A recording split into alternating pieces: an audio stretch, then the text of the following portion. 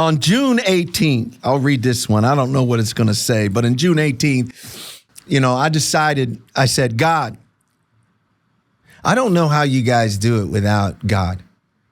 I don't know how you are an entrepreneur without God. I don't know how you start a business without God. I have no idea, because with God, if I'm feeling like this, I can only imagine how you feel without God starting a business. I mean, that's like, I have no clue how you guys do that if you're doing that. God just told me that he wants me to fast and I will see the breakthrough. Time to pray and get into the presence of God to hear his voice. God told me after I had a thought of going to get a job, he said, that's not what I want for you. As in the story of Jericho and the walls coming down, I have an encounter with God and I will see the walls of my crisis come down. That all I want is an encounter with God, and I want a new experience with you, Lord Jesus.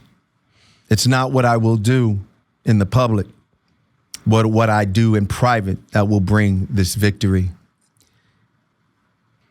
This is 4 days later, and this is how 1031 crowdfunding started. And I can tell you right now, we currently have 40 employees.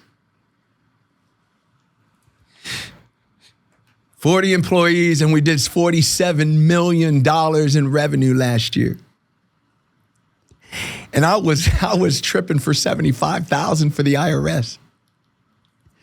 But here's where it started, right here. In my 4th day of a 6-day fast that I believe the Lord spoke to me to do, I believe the Lord is leading me to start a crowdfunding platform for DSTs.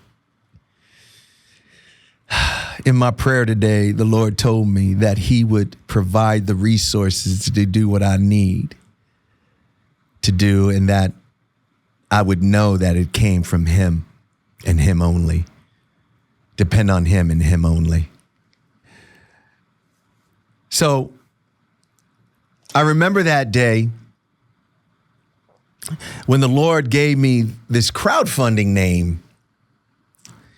And I ran downstairs and I Googled crowdfunding. I didn't know what the heck it was. I Googled crowdfunding. And come to find out, there was a new law that actually came out in 2012 that allowed what I was doing for the last 14 years to be done online. So I started 1031 crowdfunding. And,